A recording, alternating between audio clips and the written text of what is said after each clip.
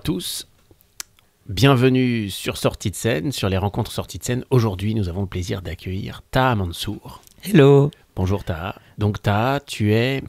Alors, qui es-tu Taha? Tu es mentaliste, tu fais de l'hypnose aussi, oui. Tu fais plein de choses. Raconte-nous. Effectivement. Je m'appelle Taha Mansour. Moi, à la base, rapidement mon parcours, j'ai fait des études scientifiques.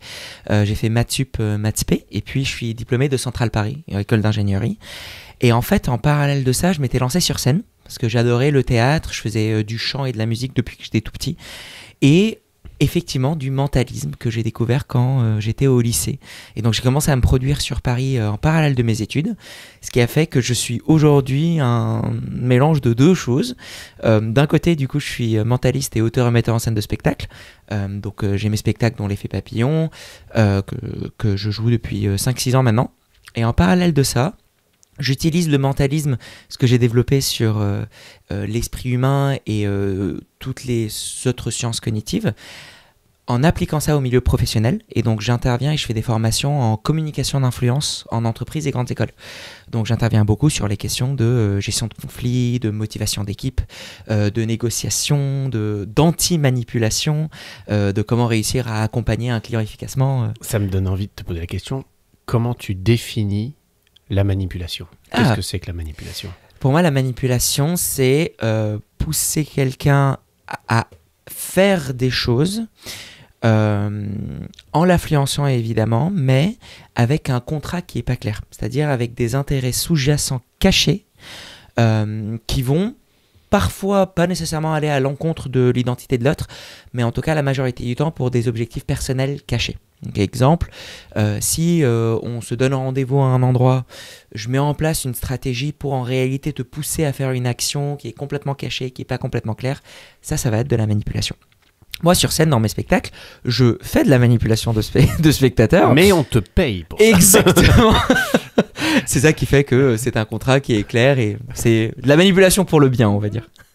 Et c'est intéressant ce sujet de la manipulation parce que comment on est sûr que c'était quelque chose qui était prémédité, médité ou prévu, ou peut-être ça vient pendant la relation avec la personne. Parfois, on se dit « Ah, mais tiens, en fait, on pourrait faire ça. » Enfin, je sais pas, je parle de manière très générale, hein, mais voilà. Et c'était pas forcément prévu. Donc, parfois, ça peut être pris pour de la manipulation et ça l'est pas. Alors, moi, ce que j'ai remarqué, et dans la méthode, en tout cas, que je donne beaucoup, c'est qu'il y a deux types de manipulation. Il va y avoir de la manipulation consciente, conscientisée, même préméditée, et il va y avoir aussi, même au-delà de la manipulation qui arrive au fur et à mesure, de la manipulation inconsciente. Ça, on en fait toutes et tous. Tous les moments où, par exemple, si on prend un modèle qu'on appelle les jeux psychologiques, donc peut-être que ça te parle, le modèle, si je te dis persécuteur, sauveur, victime. Oui, voilà, triangle de Cartman. Exactement, c'est ça. Et ben, ce triangle-là, c'est de la manipulation inconsciente. Mais en fait, on le fait tous.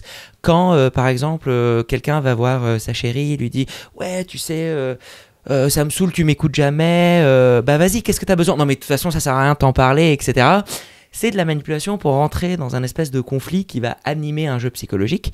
C'est complètement inconscient à ce niveau-là. C'est-à-dire qu'il y a des inconvénients ou des difficultés émotionnelles cachées qu'on n'arrive pas trop à exprimer, et donc le cerveau va essayer de se rattraper en se mettant dans un espèce de conflit prévisible. Qui va pousser les personnes à rentrer dans un truc. Le cerveau aime bien prévoir. Le cerveau aime bien prévoir, même si c'est douloureux. Et je suis sûr que tu as déjà vécu ça. Tu vois, ces moments-là où tu rentres dans une engueulade avec quelqu'un, tu comprends pas pourquoi.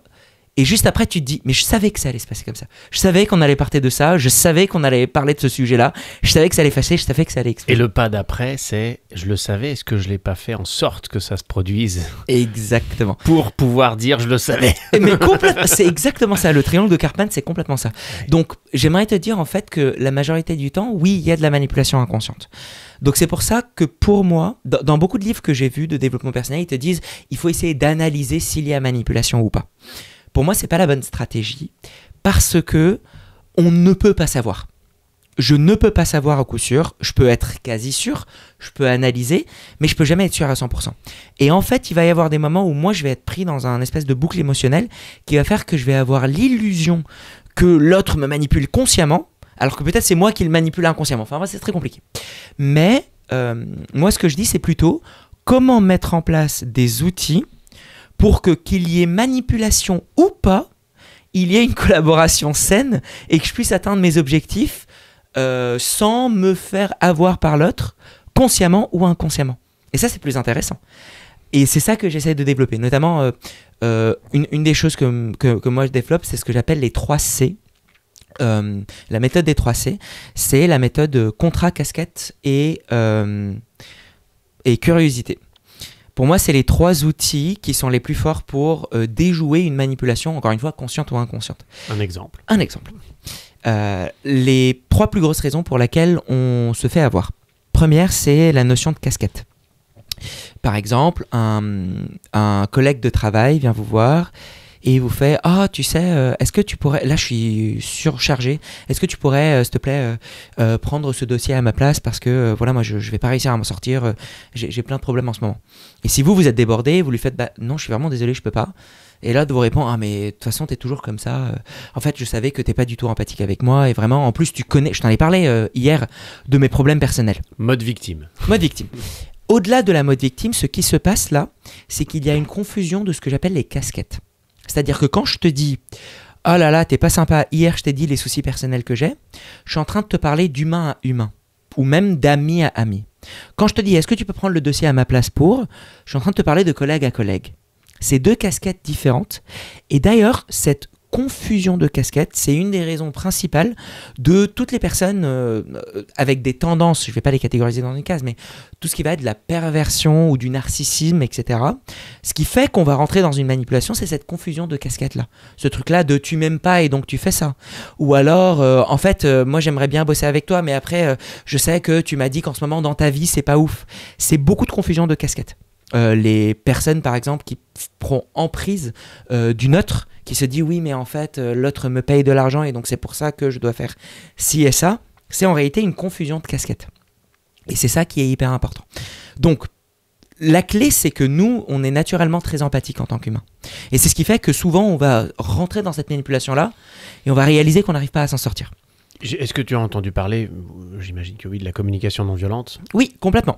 Qui est un outil, je trouve intéressant, j'ai un peu étudié, qui permet déjà d'être dans le... Enfin, la communication non violente, en fait, c'est pas une communication douce ou gentille, c'est juste une communication respectueuse du consentement de l'autre, mais c'est de la communication. Et souvent, comme tu disais aussi, il n'y a pas assez de communication. Parfois même parce qu'on n'est même pas capable nous-mêmes de savoir ce qu'on veut dire, ce qu'on veut, on a du mal à communiquer déjà avec nous-mêmes. Et cette méthode est pratique, je pense. Là, c'est intéressant ce dont tu parles avec les casquettes, mais la communication non violente, elle permet aussi d'être déjà d'accord sur des faits. Donc déjà, dès qu'on juge quelqu'un en disant « t'es pas empathique », on se trompe probablement parce qu'il l'est peut-être pas à ce moment-là, mais à plein d'autres moments il l'est et on n'était pas là pour vérifier de toute façon. Donc on est dans l'erreur quand on généralise. Par contre, on peut juger des actes. Oui, exactement. Voilà, quand tu déplaces ton bras très violemment en direction de mon visage, je ressens une grande douleur qui me met inconfortable. J'aimerais que tu arrêtes. Oui, effectivement. Voilà, ça, c'est de la communication non violente. Ben, c'est super. La communication non violente, effectivement, elle dit que l'autre personne ne comprend pas nécessairement nos besoins et nos émotions et comment on vit le moment même. La casquette va plus loin que ça parce que si tu me fais de la communication non violente, je peux retourner ça contre toi. Dans le sens où si je suis de mauvaise foi, et c'est ça qui ça m'intéresse, soit de mauvaise foi, voilà. montre-moi. Si je suis de mauvaise foi, avec l'exemple du bras. si tu me dis, écoute ça, machin, je peux rapidement te dire, mais de toute façon, tu sais qu'à chaque fois, moi je fais quelque chose, tu me dis que tu ressens une douleur derrière, à un moment donné, je suis pas responsable de la manière dont tu réagis face à mes actions. Et tu te rappelles hier d'ailleurs, bien évidemment, quand pareil, j'avais fait un truc au hasard où j'avais envoyé un dossier trop tôt. Qu'est-ce que tu m'as dit ? Tu m'as dit que tu voulais pas ça. À un moment donné, il faut aussi que tu puisses contrôler tes émotions ou pas. Mais donc tu vas pas résoudre le problème. L'idée, c'est un excellent outil, la communication non violente, et je l'utilise beaucoup. L'idée de la casquette, c'est de se dire, quand je sens qu'il y a confusion de casquettes, je prends un exemple concret sur lequel j'ai travaillé en entreprise. C'était sur sans dire les faits ou les noms de l'entreprise de manière générale, si tu prends par exemple quelqu'un qui doit signer un contrat avec un client, et le client va le voir, il lui donne le contrat, et ils essayent de voir ensemble le truc, et puis rapidement le client il reçoit un appel, Et il fait au potentiel collaborateur, écoute, je suis vraiment désolé, en fait, ma femme elle est à l'hôpital, là, je viens de réaliser ça. Je sais qu'on s'était dit qu'on va prendre rendez-vous demain, mais je pourrais pas. Je pourrais pas, on va décaler ça et tout, mais je peux pas non plus te demander de lire le contrat maintenant. Enfin, c'est pas ouf, quoi. Toi, dans cette posture-là d'empathie, si j'ai mis en place beaucoup d'étapes avant, tu peux être tenté à faire non mais tu sais quoi, ça va pas me prendre beaucoup de temps pour lire le contrat, t'inquiète pas, je vais essayer de le lire rapidement et comme ça peut-être que je peux t'aider, ce qui est en soi ok, hein, c'est pas l'idée en soi, mais tu peux très rapidement commencer à casser la chose de quitte à signer immédiatement si la personne essaie de te faire mais je veux pas te forcer à signer, hein, vraiment, parce que c'est pas mon objectif, et peut-être qu'elle est sincère aussi, peut-être que c'est de la manipulation inconsciente encore une fois. Mais donc tu vas pas non plus lui dire j'en ai rien à foutre de ta vie à un moment donné, on est pro. Et tu vas pas non plus lui faire, ben oui, absolument, je vais signer. Ce qui, beaucoup de gens vont faire. La technique de la casquette, c'est de verbaliser les deux casquettes séparées. Et donc, tu peux lui dire, écoute, je suis sincèrement désolé d'entendre ça. En tant que potentiel collaborateur, qu'est-ce que je peux faire pour t'aider ? Et ce que ça fait, c'est que ça empêche l'autre, si jamais elle avait une mauvaise foi, de flouter les deux casquettes. Elle peut pas te dire oui mais il faut que tu puisses m'aider, t'as pas d'empathie pour moi, bah tu vas lui dire si, je suis vraiment désolé, et en tant que potentiel futur collaborateur ou prestataire, qu'est-ce que je peux faire pour t'aider ? Oui. Si je suis de ta famille, je t'emmène voir ta femme à l'hôpital. Je ne suis pas de ta famille. C'est ça, et ça empêche du coup ce truc là flou de on va mettre en place des actions parce qu'on sous-entend des choses, etc. Donc c'est le premier outil, la casquette. Deuxième outil, le contrat, c'est que très souvent, on va tomber dans ce qu'on appelle une escalade d'engagement. C'est-à-dire que, peut-être que tu as entendu parler de ça, le pied à la porte. Une des techniques de manipulation les plus classiques. Par exemple, supposons que je déménage. On ne se connaît pas, je te fais, écoute, vraiment Alexandre, ma voiture est en panne et j'ai un déménagement dimanche. Est-ce que je pourrais emprunter ta bagnole ? Vraiment, ou alors juste, si tu pourrais juste me déposer d'un endroit à un autre, vraiment, ça serait super. Ça serait OK pour toi ? Si t'es disponible là, vraiment, mais je veux pas juste t'embêter. Je suis disponible. C'est vrai que ça prend du temps sur mon planning, etc. Ouais. Mais je veux bien faire ça pour toi, pour t'aider. Super. On monte dans la bagnole, on arrive le jour J. On arrive en bas de chez moi. Je descends de carton. Je te fais en fait, il y a un truc. Mais je pensais que j'allais le porter seul. Mais en fait, il y a le canapé qui est tout en haut. Vraiment, je galère si tu peux m'aider, s'il te plaît, à le faire. Bon, tu vas monter, tu vas m'aider à le descendre. Je pense que tu aurais pu t'organiser mieux. Effectivement, je suis d'accord. Mais là, tu peux commencer à dire ce qui est. C'est ça. À être factuel. Je pense que là, tu as un manque d'organisation qui fait que tu vas utiliser encore plus de temps que j'ai bien voulu te céder. Donc, Mais c'est super. Et ça, c'est le contrat. Ce que tu viens de faire là, c'est la technique du contrat. Elle est très compliquée à mettre en place parce que le cerveau, c'est ce qu'on appelle l'escalade d'engagement. Quand tu fais des petites actions dans une direction précise, ce sera beaucoup plus viable à faire des actions plus larges et plus larges et plus larges après que si immédiatement je t'avais dit est-ce que tu peux m'aider à déplacer mon canapé dimanche, auquel cas tu m'aurais dit probablement non. Oui. Et ça, c'est ce qu'on appelle l'escalade d'engagement. C'est les techniques très classiques qui sont utilisées, par exemple. Tu peux le faire à l'envers. Qu'est-ce que tu fais dimanche ? Bah, pas grand-chose. J'ai un canapé à déplacer, tu veux bien m'aider ? Oui. Tu viens comment ? Par exemple aussi. Et hop là. Et en fait, tu as créé un engagement. Voilà. Donc ça, c'est très très très classique aussi. Les joueurs, par exemple, tu vois, les Cups and Balls, le truc qui se fait parfois autour de la Tour Eiffel, etc. C'est un escalade d'engagement. Ils te font un petit truc, c'est juste une mise, vraiment 10 €. Une fois que tu as engagé 10 €, bah, ils te disent allez, tu peux un peu plus, et un peu plus. Et tu commences à t'engager de plus en plus. La première expérience historique qui avait vraiment mis ça en avant, c'est l'expérience de Milgram, que tu as peut-être entendu parler. Oui. Expérience de manipulation où on a réalisé que, en fait, elle a montré deux choses. C'était une expérience qui essayait d'étudier à quel point on serait capable de faire des choses horribles soumises à l'autorité. Mais ce que peu de gens savent, en réalité, c'est qu'elle a montré un autre résultat beaucoup plus puissant. L'expérience de Milgram, très rapidement, pour les personnes qui ne savent pas. Il y en a plusieurs d'expériences, mais bien sûr, vas-y. Mais celle-là, ouais. Il y a plusieurs personnes qui sont venues, donc les cobayes. On leur a dit qu'on est en train de tester la réaction à l'apprentissage vis-à-vis de la douleur. À quel point la douleur peut aider à améliorer l'apprentissage. Et on leur montrait quelqu'un qui était attaché à une chaise électrique, qui était soi-disant un cobaye, mais en réalité était un acteur payé. On les mettait dans une autre salle. Le scientifique était de côté avec un petit calepin, une blouse blanche, un name tag et tout. Et après, on leur disait vous devez poser toutes ces questions-là à la personne en face. qu'ils ne voyaient pas. Donc ils parlaient par un micro, ils entendaient juste la réponse par un haut-parleur. Et devant eux, ils avaient une immense machine avec plein de boutons. Si la personne avait juste, ils disaient correct et ils passaient à la prochaine question. Si la personne avait faux, ils devaient déclencher une décharge électrique qui allait de très peu, d'abord 0,5 à 1 volt, etc., mais qui allait jusqu'à 100 et 200, voire une qui avait une tête de mort dessus. Et en fait, ce qui se passe, c'est qu'au bout d'un certain temps, beaucoup de personnes, plus de 50% des gens, enclenchaient une décharge mortelle juste parce qu'il y avait l'autorité. Mais en réalité, cette expérience-là a montré autre chose. Il y a beaucoup de gens qui ont, 40% à peu près, qui n'ont pas donné la dose létale. Le point commun entre toutes ces personnes-là, c'est qu'elles n'ont donné aucune décharge. À partir du moment où tu t'enclenches dans les décharges non létales, tu es dans une escalade d'engagement. Et émotionnellement, tu es pris. Et on réalise un point de bascule, tout le monde là, même moi qui étudie ça. C'est ça, en fait, à partir du moment où on accepte de faire un peu mal, on peut aller jusqu'à faire très mal. Exactement. Et c'est ça l'escalade d'engagement. Il y a un moment de bascule où tu n'es plus conscient de tes actions, et même dans la loi aujourd'hui on commence à considérer d'action sur manipulation, tu n'es même plus responsable parce que tu es trop engagé là-dedans. La petite précision, c'est quand tu fais du mal consciemment. Oui. Parce que parfois, on fait du mal inconsciemment. Ah, mais complètement. Donc là, voilà. Mais là, oui, on voit 5 volts, on appuie et le mec bouge sur sa chaise, quoi. C'est ça. Donc là, c'est vérifié, quoi. Exactement. Et du coup, ça avance petit à petit. Mais ça se généralise. Tu peux pousser quelqu'un à commettre un crime alors qu'il ne voulait pas. Tu peux pousser quelqu'un à rester dans une relation toxique petit à petit en l'engageant, en faisant de plus en plus. Tu définis une relation toxique parce que ça fait partie des mots qu'on entend beaucoup aujourd'hui. Moi, j'aime beaucoup l'étymologie, le sens originel même des mots, parce qu'on observe que les mots changent de sens au cours des années et des cultures, etc. Par exemple, le salut, c'était quelque chose d'extrêmement respectueux. Aujourd'hui, on dit salut comme ça. C'est plus du tout le même poids qu'il y a 150 ans. Je te salue, chevalier. Oui. Tu vois, aujourd'hui, salut, ça va?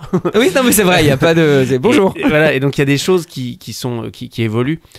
Toxique, c'est pour toi, c'est alors, mais tu fais très bien de le dire. Tu noteras que pour moi, le mot-clé, c'est pas toxique, c'est relation. J'ai pas dit personne toxique. Et pour moi, ça me saoule. Effectivement, aujourd'hui, on dit « Ah, mais c'est quelqu'un de toxique ». Non. Par contre, une relation toxique, c'est une relation où, dans une des définitions en tout cas qu'on peut voir, où tu as plus d'émotions négatives que d'émotions positives dans la longueur de la relation. Et la relation, c'est à deux. Exactement. C'est pour ça que, en fait, oui, tu peux avoir des gens qui peuvent être un peu plus responsables ou un peu moins responsables, mais en réalité, c'est la relation qui est toxique. Et c'est ça qui est important. En fait, peu importe ce qui compte de qui est responsable ou pas, ce qui compte, c'est de ne pas être dans ces relations-là. Et c'est la communication, on reparle sur le mouvement de bras rapide en direction de mon visage. Si je ne te dis rien à ce moment-là, alors que je suis inconfortable avec ces mouvements rapides dans mon visage, je prends une responsabilité à cette relation toxique qui me crée des bleus. Non mais complètement. Et je devais dire, ressens une douleur. Non mais t'as complètement raison. C'est le principe d'ailleurs d'Eric Berne, le développeur de l'analyse transactionnelle, sur le triangle de Karpman. Il dit que dans un jeu psychologique, dans un jeu où tous les deux se fight, la victime n'est pas moins responsable que le persécuteur. Les deux sont à ce moment-là aussi responsables les uns que les autres. Attention, ça ne veut pas dire d'une manière générale, ça ne veut pas dire... mais dans cette relation-là est toxique. Mais tu fais très bien de préciser ces mots-là parce qu'aujourd'hui, on parle d'une personne. Tout le monde... le nombre de personnes que j'ai croisées qui me disent que tous leurs ex, c'est des pervers narcissiques. Voilà. L'idée, c'est pas de caser une personne dans une case. Mais parfois, peut-être, par exemple, c'est juste deux personnes qui ont un mode de communication tellement différent que toutes leurs communications vont être pénibles. Et ça va créer une relation toxique. Donc, une manière de... une chose qui fait que on reste dans une relation toxique, c'est l'escalade d'engagement. Par exemple, tu as bossé beaucoup de temps pour arriver à un poste, tu bosses avec un patron avec qui ça se passe très mal, tes potes te disent ça va pas du tout, tu as des bleus en dessous de tes yeux et tout, mais comme tu as passé énormément de temps, tu as investi énormément d'énergie là-dedans, il y a cet engagement-là qui est très difficile à retirer. Et donc, comment s'en retirer ? C'est la notion de contrat. Même si, par exemple, si on revient sur le truc de déménagement, ce que tu as un peu fait, le moment où moi je te demande de l'aide, ce que tu peux faire juste dans ta tête, c'est te dire ok, quelle est la limite de ce que je pourrais faire pour cette personne ? Et tu te crées un contrat clair et la zone rouge à ne pas dépasser au préalable. Même si on est meilleurs potes, en fait, je vais faire ça. S'il y a un meilleur pote qui me demande, ouais, machin, j'ai besoin d'aide sur tel et tel truc, je peux me dire, ok, peut-être que je pourrais l'aider un peu plus que ce qu'il m'a demandé, mais quelle est ma limite ? Peut-être l'aider à déplacer quelques objets. Par contre, l'après-midi, moi, j'ai des choses prévues et je pourrais pas. Si je me dis ça au préalable, si on revient sur le moment de basculement de manipulation, quand j'arrive à ce moment de basculement, consciemment, je vois le moment où je dépasse la barrière. Alors que si je n'ai pas une barrière précise, je ne saurais pas à quel moment j'ai dépassé. Mais c'est très intéressant, comment tu appelles ça ? Le contrat. Non, le contrat, mais le processus d'engagement. D'engagement. L'escalade d'engagement. L'escalade d'engagement. C'est l'histoire de la grenouille dans l'eau bouillante. Quand on la jette dans l'eau bouillante, évidemment, elle n'y va pas. Ouais. Mais quand on la met à température ambiante et qu'on monte doucement la température... Et en fait, elle fait de plus en plus d'efforts, petit à petit, mais c'est des petits efforts. Il y a une expérience assez fascinante faite par un mentaliste que j'adore, anglais, Darren Brown. L'émission est sur Netflix, ça s'appelle The Push, ou Push to the Limit, il y a eu 2 titres. Et où en fait, il fait une expérience sociale pour pousser à quelqu'un à commettre un meurtre. Ah oui. Avec que de l'escalade.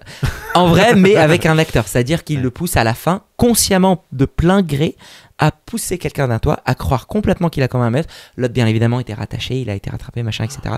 Mais c'est toutes les étapes de ce qui se fait. Au début, c'est un accident. Après, c'est une valorisation très forte d'une autre valeur beaucoup plus forte. Après, c'est un petit mensonge qui devient de plus en plus grand, de plus en plus, jusqu'à ce qu'il se retrouve dans une espèce de truc et il ne peut pas s'empêcher. Et il n'a pas d'antécédents psychologiques ou quoi que ce soit. Hein. C'est une personne comme toi et moi. Hyper intéressant. Mais du coup, le fait de conscientiser le contrat au préalable fait que je vais être hyper sincère avec tout le monde. Je peux avoir des relations hyper fiables, hyper sincères, quitte à me dire, là, consciemment, je décide d'aller plus loin que le contrat, mais c'est moi qui fais ce pas et je ne subis pas cette escalade d'engagement. Et après, ça s'entraîne. Très intéressant. Milgram, tu sais aussi les autres expériences qui ont été faites, c'est beaucoup sur l'influence sociale. Nous sommes des êtres sociaux. Et donc, je sais, tu vas me dire si je la raconte bien, mais je pense que c'est dans un amphithéâtre avec que des acteurs. Ouais. Et la personne testée est au milieu de 200 étudiants. Et on lui pose une question, alors je ne sais plus laquelle c'est, si c'est avec des ronds, des carrés ou une addition assez simple. Ouais. On lui dit 23 plus 7, combien ça fait ? Et donc, il pose la question à tout le monde et tous les autres disent 23 plus 7, ça fait 53. Et il pose la question à la personne testée et je crois que les résultats, c'est 80% des gens testés vont dire 53. Absolument. Alors pour le coup, c'est pas Milgram lui, c'est Solomon Asch qui a fait cette expérience-là. Ah d'accord, tu vois. Je racontais une mauvaise anecdote mais c'est 2 expériences très intéressantes, mais je t'en prie. Non, Solomon Asch, l'expérience, elle a été faite à peu près dans les mêmes périodes. C'est vraiment dans les années 60-70 où il y a eu la psychologie sociale qui s'est répandue énormément. Solomon Asch, effectivement, a parlé beaucoup sur le conformisme. Et donc, c'était pas une addition, c'était une longueur de ligne. Il y avait 3 lignes, A, B et C. Et puis, la question, c'était, est-ce que la ligne C a la même longueur que A ou B ? Et c'est flagrant, hein. Enfin, oui, c'est vraiment 2 cm. Quoi. Et donc, il y avait une ligne de 6-7 personnes à chaque fois, la personne à la fin derrière. Moi, je grossis un peu. Mais c'est génial. Je pense que ça marcherait de la même manière, en tout cas. Et effectivement, on est aux alentours de 70-80. En tout cas, c'est ça les résultats. Ce qui est intéressant, c'est que en posant les questions après aux participants de pourquoi ils ont répondu. Et ils ont menti, ils le savent en fait. Oui, parce qu'ils ont menti. Ils savaient très bien que la ligne était... C'est ça. Et il y en a, en fait, il y a plusieurs raisons. Et c'est ça qui est beaucoup étudié. Il y a parfois du conformisme parce qu'on doute réellement. Il y en a certains qui ont fait, en fait, j'avais un doute. Peut-être que j'étais mal placé, peut-être que j'étais mal... Et on remet en question notre propre sincérité. C'est ce qui se passe quand, justement, il y a... une des techniques qui est parfois mentionnée, c'est le gaslighting. Cette technique-là de je te fais douter constamment de tes souvenirs en te mettant des preuves, en falsifiant légèrement certains éléments ou en changeant l'ordre de certains trucs, où tu vas questionner toi-même ton propre souvenir. Et si je le fais avec suffisamment d'affirmation, c'est pas ouf. Donc cette technique-là, il y a un certain de ces 70-80% des gens qui ont fait oui, je doutais de ce que j'avais. Un autre pourcentage par contre disait je voyais clairement ça. Par contre, j'avais la flemme de rentrer dans un conflit avec les autres. Et ça, on le fait. Tout le temps, quand on est dans un groupe de potes qui racontent des choses avec lesquelles on n'est pas du tout d'accord, mais on sent que tout le monde est d'accord et on nous pose la question, on fait oui, bien sûr. Parce qu'on n'a juste pas envie de se prendre la tête trop là-dedans. Et on suit le move. Et en fait, ça, je pense que c'est un besoin physiologique. Nous ne sommes pas des ours. Ouais. On a besoin des autres pour survivre. Donc, quitte à aller contre presque ces valeurs pour survivre, c'est peut-être le cerveau, le cervelet, enfin, c'est peut-être quelque chose de très interne qui dit, tant pis, je vais contre ce que je pense pour garantir ma sécurité, en fait. Et si on parle du mensonge, moi, c'est quelque chose que j'aime bien aussi essayer d'illustrer sur scène. Il y a plusieurs de ces expériences-là, justement, de conformisme et de lien avec les autres que j'essaie de mettre en place. C'est assez fascinant. Notamment, un des éléments, c'est les mensonges. Si tu considères le mot mensonge comme une phrase qui est différente de la vérité que je connais ou que je pense être, nous mentons beaucoup de fois. Ne serait-ce que si quelqu'un vient te voir, te fait ça va, et que tu as passé la pire journée de ta life et tu fais ça va. Oui, voilà. C'est un mensonge. Mais en soi, ils sont utiles. On ne pourrait pas avoir l'énergie, la force et l'effort de constamment combattre sur ce qui est vrai. Donc, c'est utile. L'idée, c'est pas de se dire je rejette complètement tout, mais c'est de les conscientiser.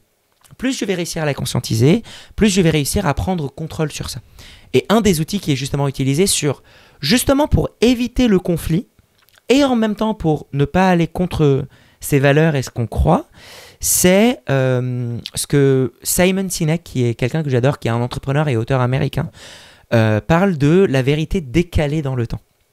Par exemple, et moi ça m'arrive beaucoup dans le milieu du spectacle, aller voir un pote sur scène ou aller voir le spectacle d'un ami pour le soutenir, et en fait je le trouve pas très bon, enfin j'apprécie pas. Et il sort hyper excité, adrénaline, machin, il fait alors comment ça se passe. Beaucoup de gens vont dire ah c'était super, bravo, franchement je passais un super moment, et derrière son dos faire oh quelle merde. Et ça je le vois beaucoup. Dans le milieu du spectacle on a beaucoup ça, hein. Et en même temps on se dit je vais pas lui dire que c'était nul. Oui, mais je peux décaler dans le temps les différents éléments de vérité par rapport à ce qu'il est capable à entendre à cet instant présent. Et donc, par exemple, Simon Sinek parle d'un exemple, moi ce que j'applique assez régulièrement quand je vais voir justement des spectacles de potes pour soutenir. Lui, il est allé voir des spectacles nuls de potes. Oui, c'est important. Pour me remonter un petit peu. Moi, j'adore voir des mauvais spectacles, ça me remonte le ventre. Ah mais c'est vrai. Tu fais hein. Après, il y a de très bons spectacles aussi. J'y vais pas, moi. Ah bah voilà, tu préfères que comme ça, tu te mets au haut du sommet de tous les spectacles que j'ai vus. Le mien, c'est le meilleur. Selon moi. Bon. Selon moi, voilà. Non, mais du coup, en fait, lui, il fait un truc, par exemple, où il était allé voir le spectacle d'une amie comédienne à lui.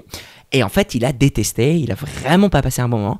Elle sort de spectacle et il lui dit franchement, merci pour l'invitation.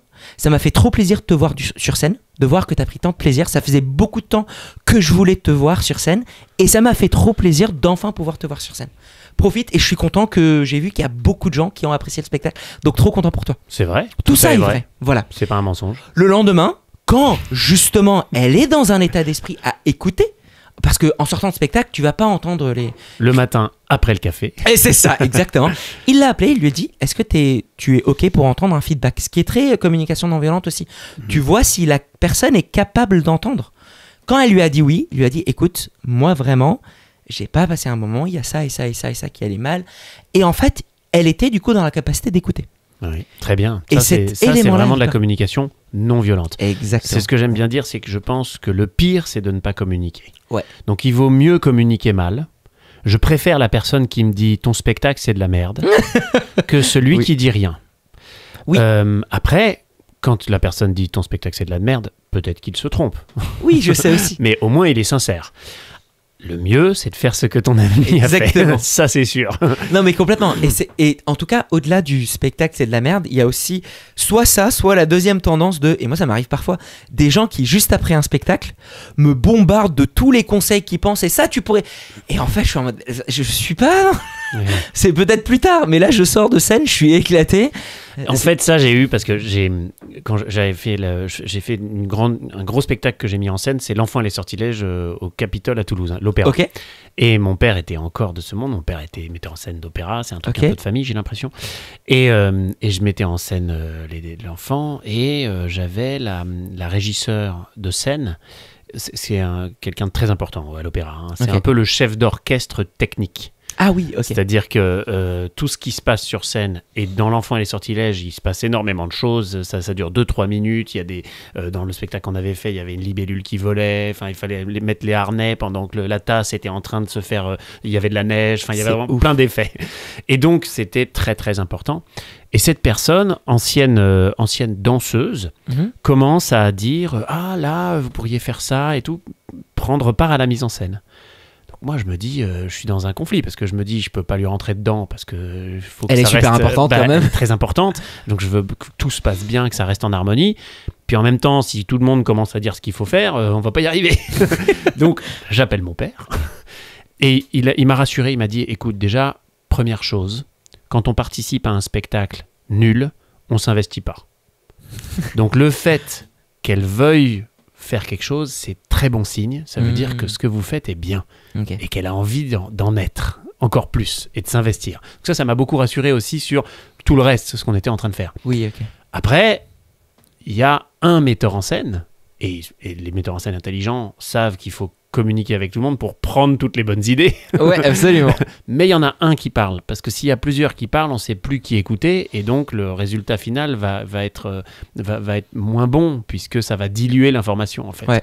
Donc, ce que je lui ai dit, écoute, première chose, merci, je trouve que c'est super les idées que tu as, etc. Puis en plus, c'était des bonnes idées, parce qu'elle était ancienne danseuse, donc Oui, donc elle avait a des choses à l'habitude dire. aussi de. Bah voilà, je dis, mais par contre, si tu peux venir me le dire à moi, on en parle, c'est génial. Et après, voilà, et même moi, et en plus, je disais, super, ah puis d'ailleurs, cette personne, je dis pas le nom, a eu cette idée, on va le faire, c'est très bien. Enfin, on remet. Oui, tu redonnes voilà, le mérite et tout. Exactement. Mais c'est ce genre de situation, on réagit de manière émotionnelle, souvent par la peur. Et c'est là que ça devient plus violent, c'est-à-dire qu'on communique, mais de manière plus violente. Non, mais t'as raison. Surtout que t'as parlé de la peur, je pense que c'est très vrai. Il y a un truc de on se sent attaqué. Surtout dans les créations. J'imagine que t'as dû le vivre aussi, mais moi je sens que dans le milieu du spectacle, il y a un peu de si tu critiques l'œuvre, on est en train de te critiquer toi aussi. Il y a un truc très rapide de je le prends personnellement et de non, ta gueule, t'es pas la metteuse en scène. Mais ce que t'as fait, c'est assez impressionnant, hein, parce que ça a permis de recréer un lien avec tout le monde, de valoriser tout et toi d'avoir les idées dont tu as besoin pour pouvoir avancer et faire le C'est meilleur ça. spectacle Bah, je possible. sais plus qui est, je crois que c'est Luc Besson qui est très connu pour être un voleur d'idées, Ah oui. sans foi ni loi, il n'y a pas de problème. Hein. Si le mec qui vient déposer un Uber Eats a une idée, il lui prend, il n'y a pas de problème. Bah oui, mais c'est Mais il a ça raison. qui va être intéressant. Ouais. Ah bah oui. Très bien. Bon, c'est passionnant toutes ces discussions. Donc, on va aussi parler de ton spectacle quand même, Oui. parce que on est chez Sortie de scène, c'est pour parler spectacle. Mais manipulation aussi, moi ça me Et va, hein, on peut parler des manipulation. heures là-dessus. Est-ce qu'on peut, peut-être on peut montrer ton spectacle qui se joue au studio Héberto. Oui. Sortie de scène est venu il y a 1 an maintenant. Oui. Il me semble. Et donc on va regarder ça. À l'écran. Est-ce qu'on a...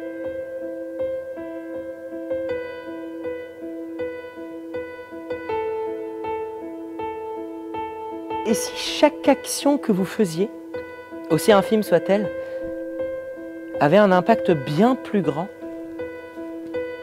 sur le monde environnant?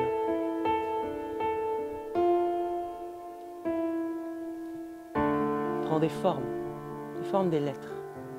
Les lettres se mélangent ensemble et forment des mots. On les applaudit bien fort, merci infiniment. Bravo à vous, Alexandre. Battant ses ailes loin au-dessus de la mer. Un seul goéland suffisait pour fausser autant ces données-là. Vous êtes né le quand, Sophie? Le 6 juin. Et si je vous disais du coup que tout votre voyage était écrit à l'avance, à tous les détails près, avant même que vous sachiez que vous allez monter sur scène ce soir? Albert Einstein a dit: le mystérieux est le plus beau sentiment que l'on puisse ressentir. Et dites-lui merci Emmanuel. Vous pourrez faire ça pour moi? Oui. Merci beaucoup.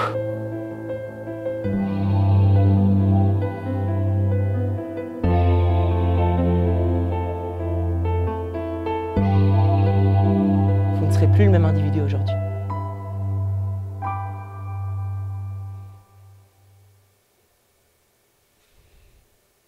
Super.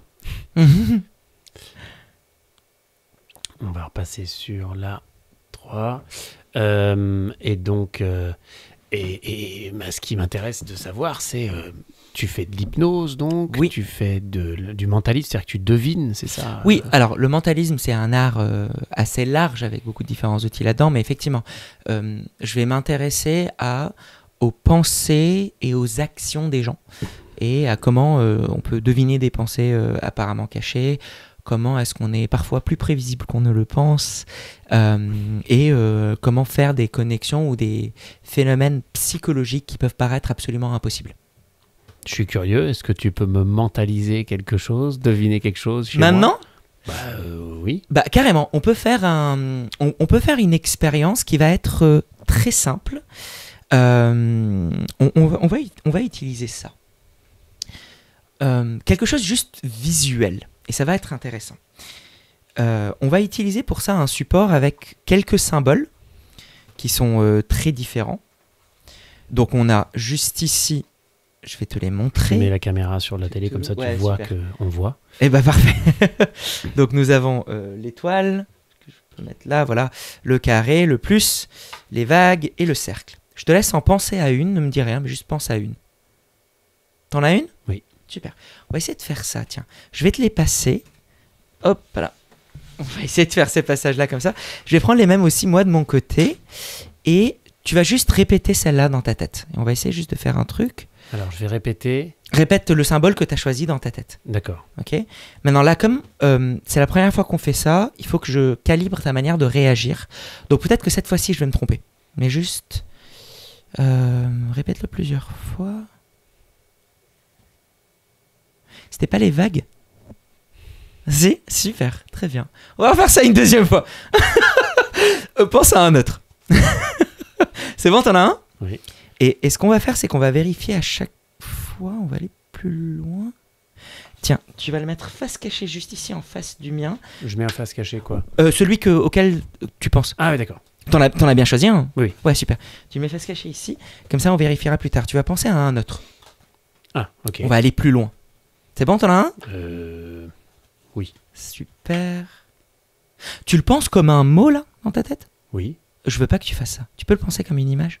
D'accord. Ouais, c'est bon. Je crois que je l'ai. Hop, face cachée ici, pareil. Je mets face cachée celui que je pense comme une image, donc. Exactement. Par-dessus, comme ça, on a le même ordre, tu vois. Nous allons continuer, pense à un autre. C'est bon? Je vais faire un risque, parce que je pense que je te cerne bien. Change d'avis instinctivement maintenant. C'est bon, t'en as un autre? Oui. Super. Je pense que t'es parti sur celui-là. C'est plus compliqué parce que du coup, il y a deux images qui se confondent dans ton esprit. Je pense que t'as hésité. T'es parti J'ai avec l'impression celui-là. d'être un livre ouvert. Si. Je le mets là? Ouais, absolument. Et tu te rappelles le prochain, le deuxième avec lequel t'avais hésité? Celui avec juste avant que tu changes d'avis. T'en avais pensé à un peu et je t'ai dit de changer. J'ai changé d'avis plusieurs fois, en fait. Ah, ok. Bah, choisis-en un autre. Ouais, Juste. Non, attends, c'est moi qui. Je concentre-toi. Visualise-le. Oui. Vas-y. Et on a le. On devrait avoir le dernier en. Est-ce que c'est le même? C'est dingue. C'est le même ou pas? Tu peux Oui. montrer? Ok, super, parfait, Tiens, très tu bien. vois l'image? Montre-le. Hein. Est-ce qu'on voit? J'arrive. J'ai essayé en plus de pas être Parfait, très bien. prévisible. Ce qu'on va faire, c'est que tu vas prendre tes cartes et on va les retourner un à un en même temps. Je suis pas très sûr parce que j'espère juste en avoir 3 sur 5 juste. On va voir. Donc on avait l'étoile d'abord, ensuite le plus, parfait, très bien. Ensuite les vagues, ok. Ensuite le carré pour terminer le cercle, magnifique. Alors là, Merci. c'est bluffant, c'est vrai. C'est bluffant quand on le vit. Quand je suis venu voir le spectacle et qu'on le voit sur scène, on ne doute pas qu'il y a un truc, on se dit, bon, c'est possible, mais on se dit toujours, oui, mais elle a dû cligner de l'œil. Enfin, on sait, parce que j'en ai un peu parlé, je crois que j'en avais parlé Oui. aussi. On connaît quelques trucs, donc on se dit, elle a dû cligner de l'œil à ce moment-là, elle a dû faire ça, il est très observateur. Mais quand on le vit, nous, Et puis en fait, on est pareil, on cligne de l'œil ou je sais pas ce qu'on fait, on regarde à gauche. Enfin, on doit faire un truc qui trahit toutes nos pensées en fait dans les gestes. Complètement. Pour moi, il y a aussi autre chose qui est que ce n'est pas que de la lecture. C'est-à-dire que je ne suis pas que en train de regarder tes micro-expressions, contrairement à ce qu'on pense. Voire même d'ailleurs, j'utilise très peu les micro-expressions. Ils ne sont pas du tout fiables. Je ne peux pas les voir parce qu'elles sont trop rapides. Par contre, j'utilise les expressions. Et en fait, ça va être un mélange de 3 outils. Et c'est ça qui me permet d'atteindre cet objectif-là. D'abord, il y a un travail d'intuition. Pas surnaturel, c'est juste que ça fait plus d'une dizaine d'années que je fais ça, et donc j'ai développé une intuition sur les gens, leur comportement, leur manière de penser et leur cheminement de pensée, qui pour moi est le plus intéressant. Une fois que j'ai cette intuition-là, je vais utiliser la réception d'informations, justement, comment est-ce qu'on communique tout le temps sans le savoir, sans le vouloir. Mais cette réception d'informations-là, elle m'est très peu utile seule.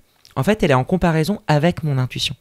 J'ai une intuition de ce à quoi tu vas penser, parce que naturellement, et ensuite je vais chercher des signes qui vont confirmer ou non cette intuition-là pour naviguer avec toi. Je vois le premier, je finis sur la vague, tu te dis tiens, c'est plus simple de choisir cette vague parce qu'on va toujours choisir ce qui est le plus simple à choisir. Et puis là je me dis non mais si je choisis ça, il va savoir que je choisis la vague parce que c'est le dernier, et donc je vais changer, je vais prendre l'étoile. Mais tu as ça C'est ça, il y a ce cheminement de réflexion-là. Et le dernier, c'est aussi de l'influence. C'est-à-dire qu'avec mes mots, avec mes gestes, il est fort probable que certains des choix qui te semblaient complètement au hasard ou consentis, en réalité, c'est moi qui les ai influencés. Et donc, en fait, c'est un mélange très C'est-à-dire, précis. Toutes les fois où tu fais ces cartes, les gens commencent par choisir... Non, justement, c'est ça qui est intéressant, c'est que je vais adapter mon influence par rapport à qui je vois de ta personnalité. Je vais utiliser des mots ou des gestes qui vont te pousser à aller dans telle ou telle direction. Et en fonction de comment tu réagis à mon influence, ça m'apprend de nouvelles choses sur toi, ça me permet à détecter différents éléments, et donc c'est un peu un cycle vicieux. Mais à quel moment j'ai été influencé là ? À plusieurs moments. Pour garder le mystère, mais il y a 3 des symboles que je t'ai influencé. D'accord. 3 sur les 5. Sur les 6 en comptant le premier au tout début, les vagues. Le premier qu'on avait fait... Enfin, parce qu'il y a 5 cartes. Oui, absolument. Le tout premier. 3 sur ces 6-là sont de l'influence. Et c'est ça qui va être intéressant après. C'est à partir de ces éléments... En fait, c'est toi le véritable influenceur. Tous les autres sur YouTube... Si on regarde la définition même d'influence, oui. Comme t'aimes l'étymologie, influence, influere, ça veut dire mettre en mouvement, mettre en fluidité. Ce qui est ça, hein, c'est pousser quelqu'un à agir. Et effectivement, moi dans l'effet papillon, c'est ce que j'explore. C'est un peu le cœur de ce truc-là, c'est à quel point nous, constamment, tout le temps, on n'est pas en train d'influencer. À quel point juste notre tenue, notre manière de nous habiller, notre manière de nous coiffer, les éléments que l'on met autour de nous, notre discours, n'est pas constamment en train d'influencer les autres autour de nous. Et est-ce que c'est pas les petits mots qui vont créer de grandes conséquences, comme le dit l'effet papillon? Et avec ça, avec ce mélange-là, on va aller explorer avec le public comment, en fait, eux aussi peuvent influencer les autres, comment on le fait naturellement, et comment, en se concentrant sur ces petites choses, on met en lumière des connexions invisibles. Comme la dernière expérience du coup que je fais dans le spectacle, mais qu'on va laisser en mystère pour les gens qui vont venir voir. Mais il me semble que tu t'en souviens. La toute dernière expérience où je fais monter 2 personnes sur scène, oui. Il y a une séance d'hypnose et disons que je les connecte ensemble pour qu'ils puissent penser et agir de la même manière au même moment. Ah oui. Passionnant. L'hypnose, c'est un truc, je trouve, aussi très intéressant. J'ai l'impression que moi, il y a des gens qui sont plus ou moins facilement hypnotisables. Et je pense, je ne sais pas exactement, toi tu dois savoir pourquoi, certaines personnes sont plus difficiles à hypnotiser ou à s'hypnotiser elles-mêmes ou à se laisser hypnotiser que d'autres. Alors, je vais mettre une nuance sur ça. Pour moi, il n'y a pas de personnes plus réceptives que d'autres d'une manière générale. Il va juste y avoir certaines personnes qui vont être plus réceptives que d'autres à une forme d'hypnose. Et ça, c'est important. L'hypnose de spectacle est un moyen de faire de l'hypnose. Et sur cette hypnose-là particulièrement, effectivement, il y a certaines personnes qui vont rentrer dans ce mode d'hypnotiser plus que d'autres. Mais moi, par exemple, quand je fais de l'accompagnement en hypnose, donc thérapeutique, quand j'accompagne des gens, il n'y a aucune personne que je ne peux pas mettre en hypnose. Parce que je vais adapter les outils d'hypnose à la personne. Sur scène, moi, quand je fais de l'hypnose, j'ai pas le temps de faire ça. Je pense que vous vous ennuierez si je prends 1 heure à hypnotiser quelqu'un sur scène. Mais en fait, je pourrais. Mais c'est juste que pour Parce faire... que tu prends plus de temps, tu vas plus en profondeur, c'est ça Je vais prendre plus de temps, plus de profondeur et surtout, je vais changer la manière de faire. Donc, pour faire un des exemples, l'hypnose de scène, c'est ce qu'on va appeler de l'hypnose directe. Ça va être des suggestions qui sont beaucoup basées sur le cerveau prédictif. Je vais te dire, dans un instant, quand je vais toucher cette main droite va commencer à se lever. Elle va se lever de plus en plus et de plus en plus et de plus en plus. Les personnes qui vont être très très très réceptives à ce type d'hypnose-là, c'est des personnes qui sont en connexion très forte avec leur imaginaire et qui ont un cerveau prédictif très mise en action. Donc comme j'imagine que la main va se lever, donc je l'imagine en train de se faire, donc ça active des micromuscles qui vont se faire et donc ça va l'amener de plus en plus et de plus en plus et de plus en plus. Ça c'est l'hypnose de scène. Et dans un instant quand je vais faire ça, Mesmer, c'est dans un instant je vais claquer des doigts et il va se passer ci et il va se passer ça. C'est de l'hypnose directe. Ouais. Mais pour d'autres personnes, je vais passer par exemple une forme d'hypnose indirecte. Donc par exemple, je vais leur faire ce qu'on appelle un apprentissage. Donc si je te dis par exemple, Alexandre, tiens, si une de tes deux mains devait être plus hypnotisable que l'autre, laquelle ce serait? J'ai envie de dire la droite parce que je suis droitier. Hein. Je vais pas Super, très... la droite parce que tu es droitier. Très bien. Si tu devais donner une couleur à cette main, ça serait quoi? Bleu. Bleu, très bien. J'aimerais que tu poses cette main-là sur la table. Voilà. Et je vais juste te demander de la lever gentiment. Et dans un instant, tu vas sentir que tu voudras l'arrêter à l'endroit où tu sens qu'elle est la plus connectée à sa capacité à être hypnotisée. Elle est plus connectée à un truc inconscient, tout comme tu vois quand tu parles et que tes mains bougent toutes seules. Donc je vais te demander juste de laver. Et à un moment donné, tu vas sentir que elle est bien à son endroit.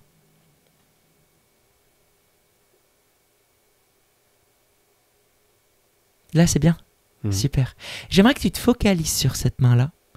Et j'aimerais que tu te concentres sur cette sensation différente que tu t'étais imaginée sur cette main par rapport à l'autre.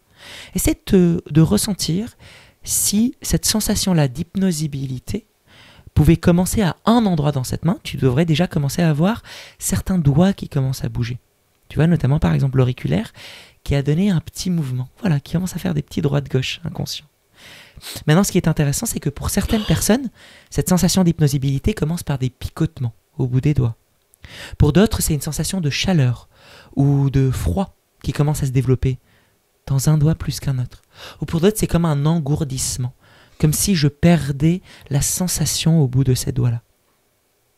Où est-ce que tu sens cette sensation-là se commencer le plus? Dans lequel des doigts? Dans l'auriculaire. Dans l'auriculaire.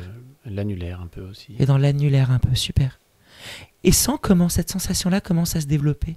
Et tu devrais voir que plus cette sensation se développe, plus ça va commencer à développer un micro-mouvement. Comme si cette sensation-là que tu ressens bougeait ces doigts-là. Tout comme l'auriculaire a bougé tout à l'heure, tout seul. Quelle est la sensation que tu sens? Ouais. Je sens mon cœur battre dans mes doigts. Tu sens ton cœur battre dans tes doigts, c'est assez étrange. Hein. Oui. Et imagine, essaye de voir qu'est-ce que ça fait si juste tu te dis j'aimerais augmenter cette sensation-là à l'intérieur de ces doigts. Juste imagine que tu augmentes la sensation et vois comment les doigts réagissent.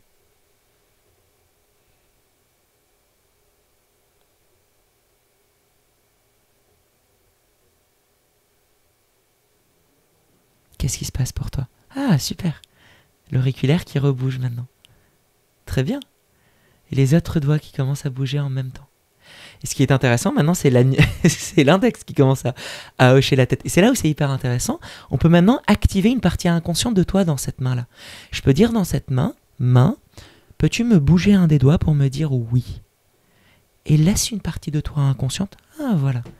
L'annulaire qui bouge et qui me fait oui. Super. Et maintenant, est-ce que tu peux me bouger un autre doigt pour me faire non?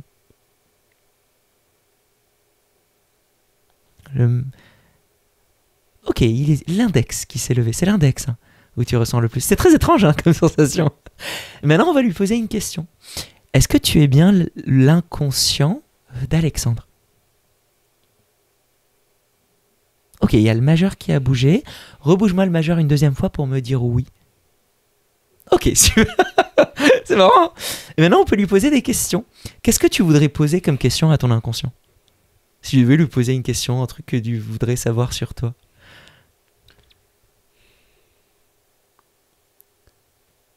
On peut aussi vérifier. On va commencer par des questions simples. Est-ce que Alexandre est une femme?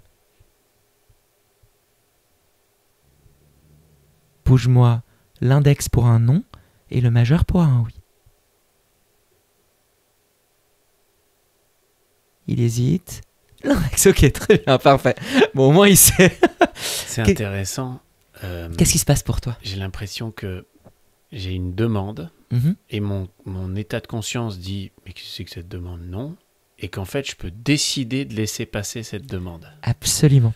Et là, je dis... Parce que j'ai une partie de moi qui veut jouer le jeu, puis une partie de moi qui dit « mais c'est moi qui décide, c'est ma main. » Et en fait, je dis « bon, c'est pas grave, je peux laisser passer. » Et clac, et le doigt descend tout seul. C'est pas que je descends mon doigt pour dire oui, je vais pas dire que je suis une femme. C'est que je laisse passer une information qui se matérialise. En fait, exactement. Et en fait, cette connexion-là, tu vois, ce moment-là où, en réalité, ça s'active beaucoup sur ce qu'on appelle l'agentivité. Ton agentivité, c'est cette sensation-là de contrôler les choses. D'accord. Et là, il y a une partie de toi où tu te dis, en fait, comme tu l'as très bien dit, je laisse passer cette information-là. Et à partir de ce moment-là où tu laisses passer ça, il se passe des choses que toi-même, tu n'agis pas consciemment. C'est ça, cet état-là d'hypnose. D'ailleurs, si tu veux comprendre un truc sur toi, tu peux le demander juste intérieurement, et après, tu peux reprendre contrôle de cette main. Pose-toi une question sans la dire à voix haute à ton inconscient. Et ça peut te permettre d'apprendre des choses sur toi. Une problématique que tu as, un conseil que tu aimerais avoir, mais qu'une réponse en oui-non, du coup. Je te laisse poser une question à ton inconscient, et on va juste voir quel est le doigt qui bouge. Et les personnes qui nous regardent, ils ne vont pas connaître la question, mais c'est uniquement pour toi.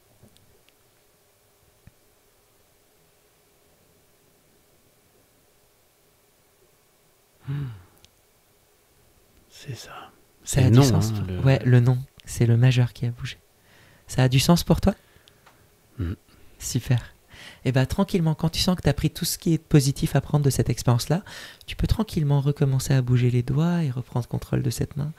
Et revenir dans le ici maintenant. Ouais, bouge-la un peu pour retrouver les muscles et le contrôle. Comment c'était pour toi? C'était très intéressant. J'étais persuadé que tu ne serais pas capable d'hypnotiser ma main.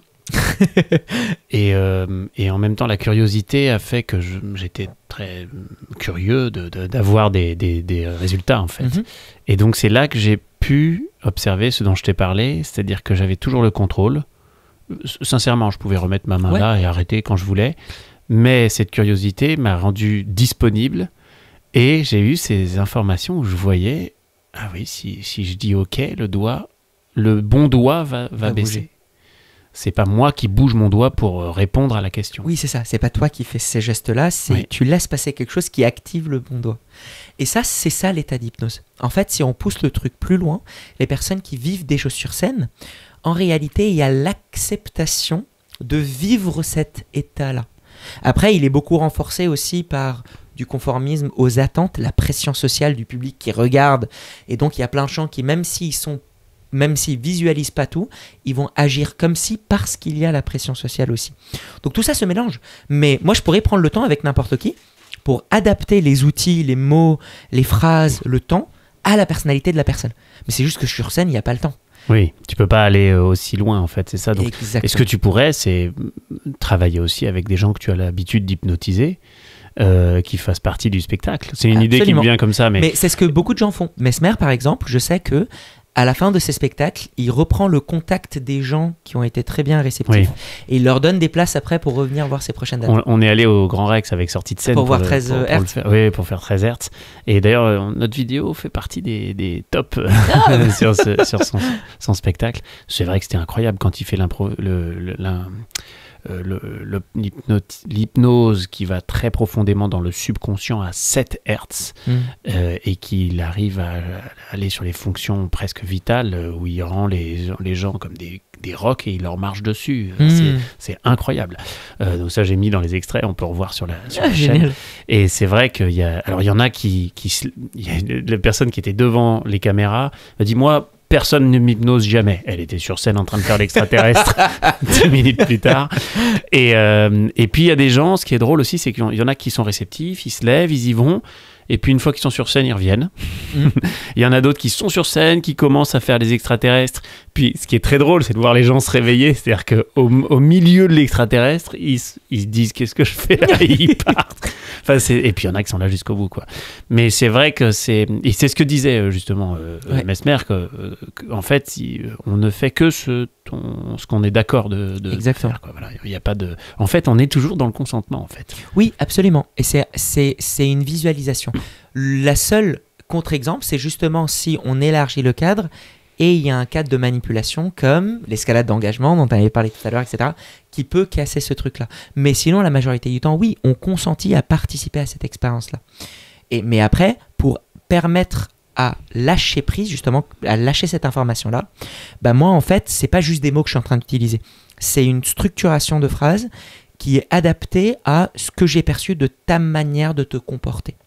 Si tu étais une autre personne, j'aurais pas utilisé le même cheminement pour atteindre le même effet. Et c'est ça l'hypnose. L'hypnose, c'est un ensemble d'outils qui vont te permettre de lâcher cette agentivité-là et d'aller vivre ces expériences-là d'une manière consciente. Et c'est ça qui... Oui. Et après, j'essaye... moi, ce qui me fascine, c'est d'explorer quelle est la limite de ça, où est-ce qu'on peut pousser là. Et dans mon spectacle, j'utilise un moment d'hypnose, mais où je mélange d'autres outils aussi avec, pour me dire, et si, en fait, on pouvait créer des connexions et pousser beaucoup plus loin que ce qu'on peut imaginer la compréhension de l'esprit humain et des humains en général. Oui, de se comprendre, ce dont on parlait au début, comment on fonctionne socialement, sociétalement, et quel est notre système de fonctionnement. Ouais. C'est intéressant de savoir comment notre corps fonctionne, et notre corps, c'est aussi notre cerveau. Et donc, on devrait vraiment apprendre ça. Le premier outil à maîtriser, c'est nous-mêmes, en fait. Complètement. On devrait faire ça à l'école, dès le début, savoir comment les humains se comportent en société, socialement, comment... tout ça, ça me paraît crucial. Donc, je pense qu'il y aurait beaucoup moins de conflits et de soucis si on instaurait un apprentissage beaucoup plus transverse.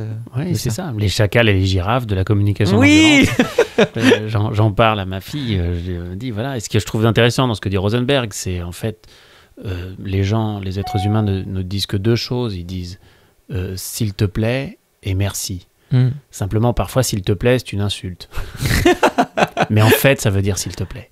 Oui. Et justement, la girafe reformule. Quand on est en voiture et que le mec nous insulte, on peut reformuler. Je vois que tu m'insultes. Peut-être que ce que tu veux dire, c'est que tu ne m'avais pas vu arriver, que tu as eu peur et que tu aimerais que ça ne se reproduise pas et que je m'arrête pour te laisser passer. Oui, complètement.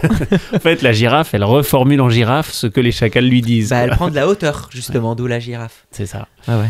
Mais oui, il faut transmettre tout ça. Mais en fait, donc c'est ça, ton spectacle, il permet d'en apprendre sur soi quand on est en scène, etc. Mais d'en apprendre plus généralement sur le mode de fonctionnement des êtres humains. C'était ça l'objectif du spectacle. Ce que je voulais, c'était... beaucoup de spectacles de magie et de mentalisme sont que dans l'émerveillement, dans le regarder et vous ne savez pas. Je voulais avoir un spectacle didactique et poétique, dans le sens où je voulais expliquer certaines billes de lecture, d'apprentissage sur le cerveau. Je parle de quelques règles d'influence, de ce que les gens peuvent utiliser, de comment est-ce qu'on réagit face à l'inconnu aussi, et quelques apprentissages sur nos blocages et pourquoi on n'est pas émerveillé, comment on peut ramener de l'émerveillement dans la vie. Tout ça illustré à travers différentes expériences. Donc, je ne donne pas les règles à tout parce que je suis un grand croyant du mystère et de la puissance de l'émerveillement. Sinon, je ne ferais pas ce métier. Oui. Moi, je continue constamment à chercher à être émerveillé. Mais alors, c'est quoi l'émerveillement pour toi ? L'émerveillement... Je prendrai la définition qui a été utilisée par Albert Einstein dans une de ses citations, qui est la capacité à rester dans le présent en inspiration, avec la bouche grande ouverte, devant une incompréhension du monde qui nous entoure. Et pour moi, ça, c'est l'émerveillement. Et en fait, il y a énormément de bénéfices à être émerveillé régulièrement. Le cerveau on adore comprendre. On adore savoir, on déteste l'inconnu. On est très inconfortable avec ce qu'on ne connaît pas. D'ailleurs, on le voit quand on nous pose une question à laquelle on n'a pas la réponse. Vraiment. Soit on fait genre qu'on connaît. Très rapidement, on fait oui, c'est le... oui, bien sûr, je sais, oui. Parce qu'on ne veut pas passer pour un incapable ou quelqu'un qui ne connaît pas. Soit on fait genre que la question n'est pas importante. du genre tous les débats qu'on a avec des personnes, à chaque fois que vous sortez non mais c'est pas la question, hein, c'est ce qui compte, c'est et on la met de côté parce qu'on connaît pas la réponse, ou alors on fait semblant de connaître la réponse depuis le début, juste en attendant à commencer, on fait ah mais je le savais. Moi j'adore regarder par exemple parfois des streams de Among Us, et vraiment c'est très drôle, c'est un jeu en ligne où et je regardais notamment certains récaps de replay de Squeezie, et il y a vraiment des moments où il y a certains des joueurs qui font ah je suis sûr que le coupable c'est lui ou elle ou elle ou elle, et il y a l'un des 4 qui les tue, il faut ah je le savais, et je le savais, j'étais sûr. Est-ce que vraiment Et ils se rassurent comme ils peuvent, quoi. Exactement, mais on le fait tous, hein, ce truc là de ah je le savais. Et en fait l'idée c'est de faire un basculement conscient vers un je ne sais pas, rester dans l'émerveillement de l'inconnu, et en fait ça développe une curiosité, et l'émerveillement et la curiosité, il y a de nombreuses recherches qui montrent que en fait elles sont hyper bénéfiques pour la santé mentale, pour la santé de l'humain, pour le développement personnel, pour mieux se sentir dans sa vie, rajouter de l'émerveillement. Et comment je peux faire ça? Un des moyens, c'est chercher ce que je ne sais pas, et juste rester dans le waouh. En fait, c'est ce que font les enfants. Oui, exactement. Qu'on perd, non pas parce que notre cerveau se dégrade ou qu'on perd des neurones comme on croit le faire, ce qui est faux, mais parce que plus on apprend des choses, plus on a un biais de confirmation qui s'élève de « je sais tout ». Et en fait, l'idée, c'est de contrebalancer ça avec une constante recherche de ce que je ne sais pas. Et juste rester émerveillé. Moi, je le fais constamment. Il y a des moments où juste je cherche les trucs de... Même dans mon spectacle, je me laisse des parenthèses. De moi, il m'arrive des choses où je devine des choses où je ne savais même pas que j'allais pouvoir deviner le truc sur la personne. Et je ne peux pas expliquer comment ça s'est passé. Il s'est passé quelque chose qui a transcendé le truc. Et je reste dans cet émerveillement-là. C'est intéressant. Quand j'ai préparé, je reparle de ce spectacle Enfant les sortilèges, parce qu'en plus, j'ai invité il n'y a pas longtemps Henri Galeron, un illustrateur avec qui j'ai travaillé justement sur ce spectacle, L'Enfant les sortilèges. C'est lui qui a fait aussi l'affiche d'un festival que j'ai produit, qui est Sous tes yeux, avec Einstein. Donc je rebondis. Excellent. Le lien est parfait. Tu vois, Einstein, le classique, c'est pour les vieux qu'on avait fait dans des squats d'artistes, et on avait fait des concerts et aussi des opéras. Et il l'avait mis sur un violon, tu sais pourquoi ? Je sais pas sur un violon pourquoi. Einstein était violoniste. Non, c'est vrai ? Oui. Excellent. Et donc Einstein en t-shirt sur un violon, qui fait du cheval sur un violon. Et donc, Henri qui est un excellent illustrateur. Et donc quand je faisais L'Enfant les sortilèges, c'était pas ma première mise en scène, mais c'était ma première mise en scène dans un très gros théâtre, le théâtre du Capitole, c'est un des grands opéras de France. Et donc je voulais tout prévoir, justement. Je voulais que tout soit prévu. J'avais appris L'Enfant les sortilèges en entier par cœur. Je connaissais tout l'opéra, parce que je suis aussi un peu chanteur. Okay. Et donc je me suis pointé. Et puis quand même, à un moment, sur un moment très important, qui est le ballet des grenouilles, ça venait pas, quoi. J'avais pas d'idée. Je ne vais pas faire des grenouilles. Je savais pas ce que j'allais faire. Et je me suis dit, on verra. Et j'ai rien prévu. Et je crois que c'est un des clous du spectacle. C'est-à-dire que ce que j'ai découvert en répétition, c'est un des trucs les mieux, peut-être, que j'ai trouvé, qui est, en fait, elles sont sur des skateboards, elles sont en grenouilles avec des superbes costumes qu'Henri a dessinés, et elles nagent sur des skateboards, et elles traversent la Seine sur des skateboards comme des grenouilles dans un lac, quoi. Incroyable. Et donc, et ça, je pouvais pas le prévoir, en fait, il fallait être confronté au réel pour avoir cette idée. Il y a des moments, on peut pas, c'est un enchaînement d'idées qui nous donne des idées, d'autres idées, et puis après, on trouve ça. Donc c'est vrai que super. Quand on veut tout prévoir, on n'y arrive pas. Et c'est super beau aussi ce moment-là de je lâche prise. Je lâche ce truc-là et juste je me laisse berner. Justement, Albert Einstein, une des citations que j'adore, que j'ai mise dans le spectacle, c'est le mystérieux et le plus beau sentiment que l'on puisse vivre, c'est la source de tout véritable art et science. Quiconque n'a plus la capacité de rester émerveillé, de rester avec les yeux grands ouverts, et aussi bon que mort, ses yeux sont fermés. Et je trouve cette citation absolument magnifique. Sur le très très rapidement, on peut devenir aigri de je sais tout, il va se passer ci, c'est mauvais, c'est machin, etc. Et le remède face à ça, c'est le je ne sais pas. Et il y a tant de choses à voir, tant de choses à apprendre, tant de choses à comprendre. Et si on ne les comprend pas toutes, tant mieux. Oui, c'est super, c'est super. ça donne envie d'être. C'est une fin parfaite. Ah bah on est. Écoute, merci d'être venu. Merci à toi pour l'invitation. Et on va finir sur cette très jolie phrase d'Einstein. Et donc, allez voir évidemment l'effet papillon. Vous pouvez voir sur Sortie de scène des extraits. Oui, absolument. Je vous encourage à aller voir sur Sortie de scène Bien des sûr. extraits de ce spectacle et d'autres. Et puis à laisser des commentaires de ce qui vous plaît pas. Soyez critique. Moi, je suis pour la critique. C'est très bien. Ça donne envie en plus de comprendre. Je pense que quand on dit quelque chose qui est pas forcément agréable à entendre, ça donne envie d'aller chercher. Oui. Donc sinon tout le monde dit c'était super, merci. Bon. Donc voilà. Et on s'améliore pas. C'est ça exactement. On est là pour s'améliorer et continuer à s'émerveiller. Complètement.